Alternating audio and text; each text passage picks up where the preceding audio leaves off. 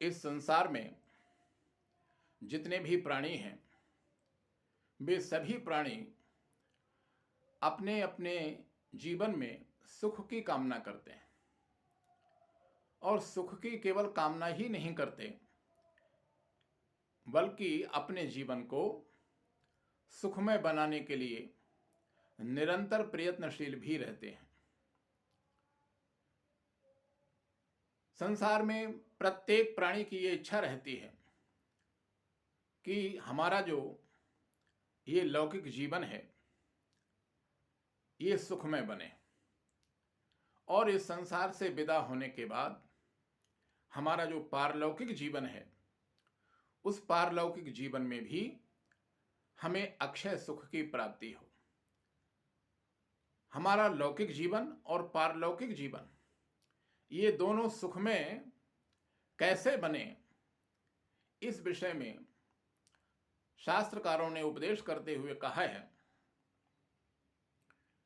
कि सुखम वांछन्ति सर्वे ही तच्च धर्म समुद्भवम तस्माद् धर्मः सदा कार्यः सर्ववर्णैः प्रयत्नतः।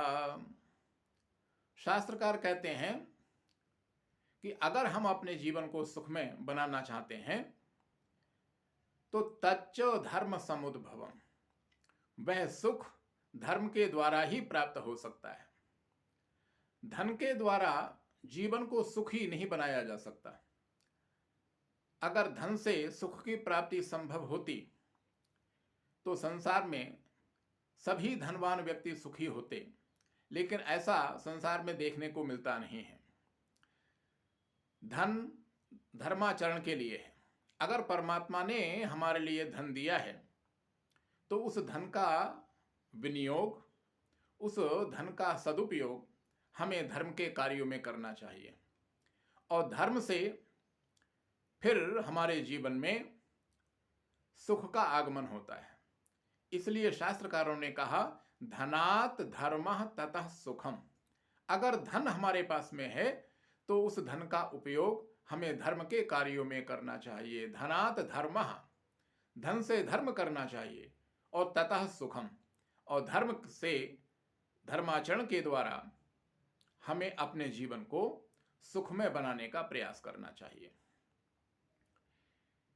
इसलिए हमारे उपनिषदकारों ने भी मानव के जीवन को सुखमय बनाने के लिए मानव मात्र को उपदेश करते हुए कहा है कि कुर्वन्ने वेह कर्माणि जिजीविषेत शतं समाः एवं त्वयि नान्यथेतोऽस्ति न कर्म लिप्यते नरे। अगर हम ये चाहते हैं कि हम 100 वर्षों तक अपना जीवन सुख के साथ जिए तो कुर्वन्ने वेह कर्माणि, कर्माणि का तात्पर्य है यहाँ पर सत्कर्माणि।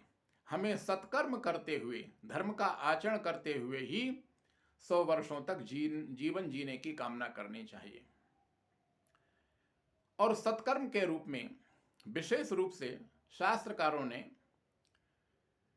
यज्ञ को प्रतिपादित किया। यूं तो हमारे सनातन धर्म में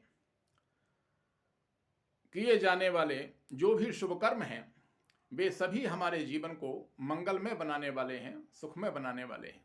लेकिन उन्हीं कर्मों में एक कर्म है प्रमुख रूप से यज्ञ रूप सत्कर्म। यज्ञ रूप सत्कर्म को अगर हम अपने जीवन में अपनाते हैं तो वह हमारे जीवन को सुखमय बनाने का एक मूल आधार है। यज्ञ के विषय में कहा गया है कि यज्ञो वै विष्णु, यज्ञ साक्षात भगवान नारायण का स्वरूप है।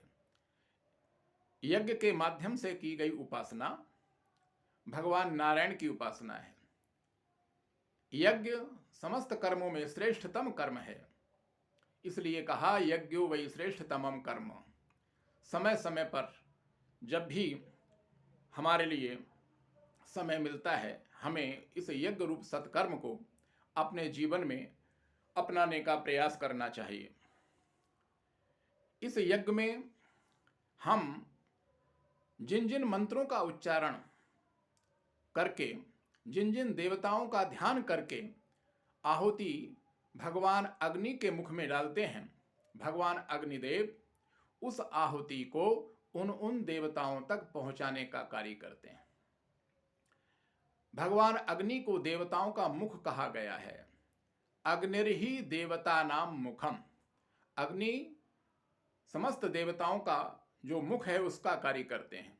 जिस प्रकार हम अपने मुख से भोजन ग्रहण करते हैं और उस भोजन से बनने वाली जो ऊर्जा है, जो शक्ति है, वह संपूर्ण शरीर को प्राप्त होती है, इसी प्रकार से हमारे द्वारा यज्ञकर्ता के द्वारा अग्नि के मुख में समर्पित की जाने वाली जो आहुति है, भगवान अग्निदेव उस आहुति को उन उन देवताओं तक पहुंचाने का कार्य करते हैं और यज्ञकर्ता के द्वारा प्रदत्त जो आहुति है उससे तृप्त होकर के वे समस्त देवता अपने यज्ञकर्ता यजमान को सुख प्रदान करते हैं, उसके जीवन को सुखमय बनाने का कार्य करते हैं, मंगलमय बनाने का कार्य करते हैं।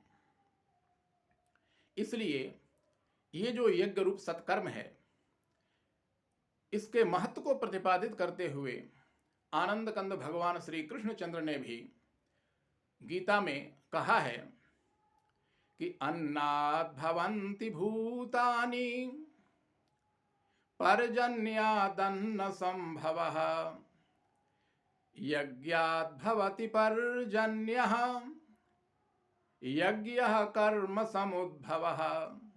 भगवान कहते हैं अन्नाद् भवन्ति भूतानि, संसार के जितने भी भूत हैं, जितने भी प्राणी हैं, ये सब अन्न पर आधारित हैं। अन्न के द्वारा ही उनका जीवन सुरक्षित है और इस अन्न की जो उत्पत्ति होती है वह वर्षा के द्वारा होती है और वर्षा का जो मूल आधार है वह हमारे धर्म ग्रंथों में यज्ञ को प्रतिपादित किया गया है। यज्ञाद् भवति पर्जन्यः, यज्ञ से वर्षा होती है और वर्षा से अन्न की उत्पत्ति होती है। अन्न से समस्त प्राणियों का जो जीवन है वह सुरक्षित होता है। इसलिए हमें अपना जो जीवन है उसको सुखमय बनाने के लिए, अपने परिवार के जीवन को सुखमय बनाने के लिए, अपने समाज और अपने राष्ट्र का जो जीवन है उसको सुखमय बनाने के लिए समय समय पर यज्ञ रूप जो सत्कर्म है, यज्ञ रूप जो धर्म का आचरण है, उसे संपन्न करते रहना चाहिए। इसी में हमारा, हमारे परिवार का, हमारे समाज का और हमारे राष्ट्र का जो मंगल है, जो कल्याण है, वह इसमें निहित है।